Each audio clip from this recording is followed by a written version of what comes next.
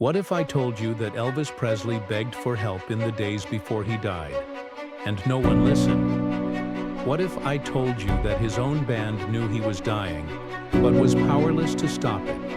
And what if I told you that one man, his closest guitarist, has carried the guilt for nearly 50 years, and is now, at 85 years old, finally revealing the truth? This isn't a rumor. This isn't a conspiracy. This is a confession. And what James Burton says about Elvis Presley's final days will shatter everything you thought you knew. Because Elvis didn't just die on August 16, 1977. He was broken long before, and the truth about how it happened has been hidden for decades. James Burton wasn't just Elvis's lead guitarist. He was one of the few people Elvis trusted, not because of fame or money, but because of music. Because James didn't care about the spotlight. He cared about the song. And Elvis knew that. He respected that. When James walked into the rehearsal room for the legendary '68 comeback special, Elvis looked at him and said, "You're the one who played on Oh Lonesome Me, right?" James said yes, and Elvis smiled. "I've been waiting for you." That moment wasn't just a greeting. It was a bond, a brotherhood forged in rhythm, truth, and soul. From that night on, James became the heart of the TCB Band, taking care of business. And for the next 8 years, he stood beside Elvis on stage, night after night, city after city, year after year, not just playing guitar, but watching, listening, feeling the slow unraveling of a man who had given the world everything and gotten loneliness in return. And now at 85, James is finally speaking. Not for fame, not for money, but because he says, "I can't take the silence to my grave." He says Elvis didn't have to die at 42. He says the warning signs were there, clear, loud, undeniable. And he says the people closest to him, the band, the family, the doctors, all saw it, but no one stopped it. And that guilt, it's been eating at him ever since. James says the first time he truly saw the pain in Elvis wasn't on stage. It was in a hotel room in Las Vegas, 1973. Elvis had just finished a double show at the International Hotel. The crowd had screamed, the lights had flashed, the band had played their hearts out. But when the curtain closed, Elvis didn't go to the party. He went to his room. Alone, James knocked on the door later that night with a cup of tea. Just checking in. Elvis opened the door in his robe, no makeup, no smile. He looked at James and said, "You know, I don't even recognize myself in the mirror anymore." James didn't know what to say, so he said, "You're still the king, Elvis." Elvis just shook his head. "The king's tired, James. The king's so tired." That moment stayed with James forever, because that was the first time he realized this wasn't just a man with a busy schedule. This was a man losing himself, and it only got worse. By 1974, Elvis was on a treadmill he couldn't get off. Over 100 shows a year, 2 performances a night, constant travel, no breaks, no vacations, no time to heal, physically or emotionally. And the pills? James says they weren't just around, they were everywhere. In the dressing rooms, in the limos, in Elvis' pockets, in his hands before every show. Doctors called them stimulants or vitamins, but James knew better. He'd seen what they did. They kept Elvis standing, but they were killing his soul. He'd take one to wake up, James says, one to calm down, one to sleep, one to perform. It was a cycle, and he was trapped in it. And the weight? It wasn't just from food. It was from sadness, from grief, from the loss of his mother, Gladys, the woman who raised him in that little house in Tupelo, who sang to him, prayed for him, loved him more than anyone ever could. When she died in 1958, Elvis was 23 years old, and James says he never fully recovered. He kept her room exactly the way she left it, James recalls. He'd go in there every day, talk to her, cry. He told me once, "James, I'd give everything I have just to hear her voice one more time. That kind of pain doesn't heal, it hides." And for Elvis, it hid in music, in performance, in pills. And the people around him?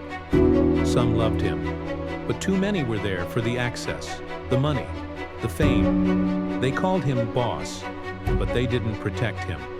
They didn't say, "Stop, rest, heal." Instead, they said, "One more show, one more tour, one more contract." The colonel kept booking, the promoters kept paying, the machine kept running, and Elvis kept performing, even when he could barely stand. James remembers a show in 1976 in Charlotte, North Carolina. Elvis had been sick for days, flu, exhaustion, you name it. But he insisted on going on. Halfway through the concert, he collapsed on stage. Not dramatically, not like in the movies, he just fell to his knees during Hurt, and he started crying. But he didn't stop singing. The band kept playing. The crowd cheered. Some thought it was part of the act, but James knew. That wasn't performance, that was a man breaking. After the show, James found Elvis in his dressing room, still in his jumpsuit, head in his hands. He said, "I don't know why I do this anymore, James.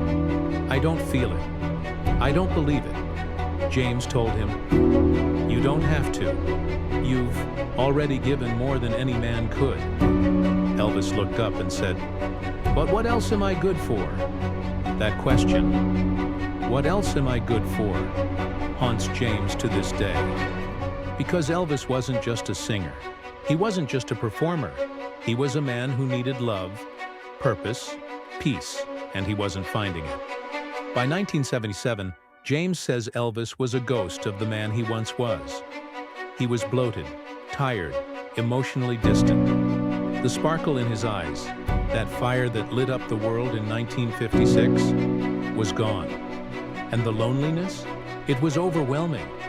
He once told me, James says, "Sometimes I think they love the idea of me, but not me."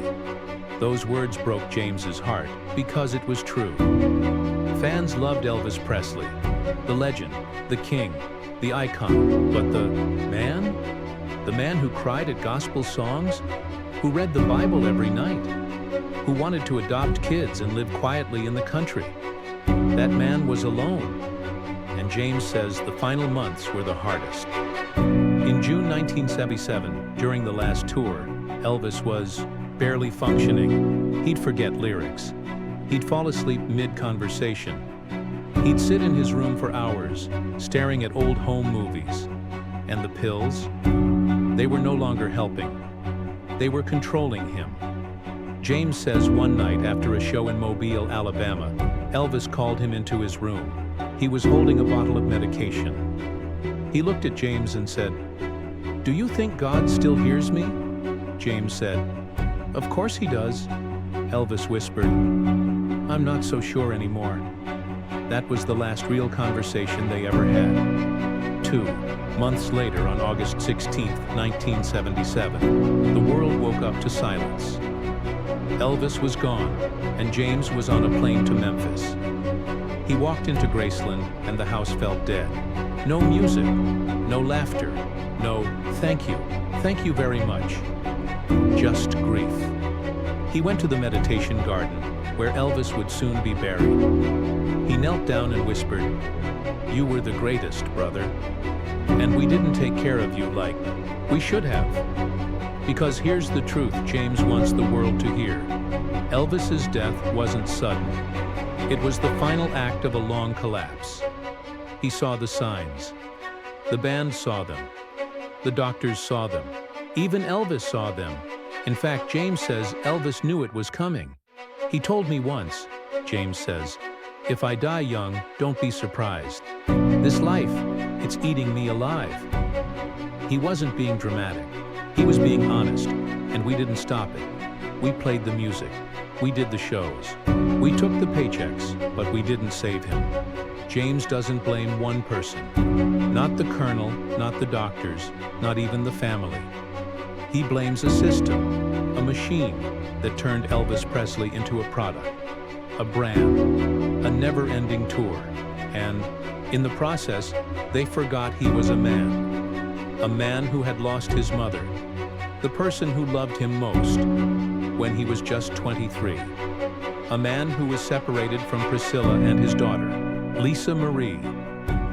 A man who spent his final years isolated, over-medicated, and emotionally starved. And the final night? August 15th, 1977. Elvis canceled a flight to Seattle. He wasn't feeling well. That evening, he was seen reading the Bible, praying, watching old movies. And at one point, he called an old friend. Not from the entourage, but someone from his past. He said, "Tell everyone, I'm sorry." No one knew it was goodbye. James says that if there's one thing he regrets most, it's not speaking up sooner. Not saying, "Elvis, we're stopping. You're not doing another show until you get help." Because the truth is, Elvis didn't have to die at 42. His heart was damaged. His body was poisoned. But his soul? It was crying out for peace. And peace never came. Today, James Burton is 85. His hands still play the guitar. Slower now, but with the same soul. And when he hears Elvis' voice, he doesn't just hear a legend. He hears a friend, a brother, a man who changed the world, but never found peace in it. And to all of us who still love Elvis, who still cry at "How Great Thou Art," who still dance to Jailhouse Rock, who still visit Graceland with flowers in hand, James has a message. Thank you. You kept his heart beating. Because while we, the people close to him, failed him in life, you never stopped loving him. And that love, that's what keeps him alive. So keep playing his music. Keep telling his story. But also remember this: Elvis didn't have to die that way. And if there's one thing James wants the world to know before he goes, it's that even legends bleed. They get tired. They get lonely. They need someone to say, "Stop. Rest. You're not alone." We didn't say it, but you can say it now. Every time you play his voice, every time you honor his memory, say it. For James, say it for Vernon, say it for Gladys, and say it for Elvis, with love. Because the king may have left the building, but he never left our hearts. Elvis Aaron Presley, born January 8, 1935, in Tupelo, Mississippi, passed from this world on August 16, 1977, in Memphis, Tennessee. But in the soul of every fan, in the echo of every song, in the hands of a guitarist who still plays his music with tears in his eyes, Elvis Presley lives, and he always will. This is Sam Thomas Elvis Presley fans, age 70. A man who has loved Elvis since the day Heartbreak Hotel first played on the radio. I was just a young man when he exploded onto the scene. I remember buying my first Elvis record at a corner store. I played it so much, the needle wore the groove thin. And through the years, through joy, through heartache, through life, Elvis was there. His voice was my companion. I named myself Sam Thomas. Elvis Presley fans, not for attention, but as a promise to keep his music alive. Because as long as one person remembers his name, his songs, his spirit, the king is still on stage. And somewhere, beyond the music, beyond the fame, beyond the pain, he's finally at peace. And I'll always be true to you, Elvis. As long as I've got a voice, I'll sing your songs. This is Sam Thomas, signing off, but never saying goodbye, because as Elvis would say, we'll meet again, don't know where, don't know when.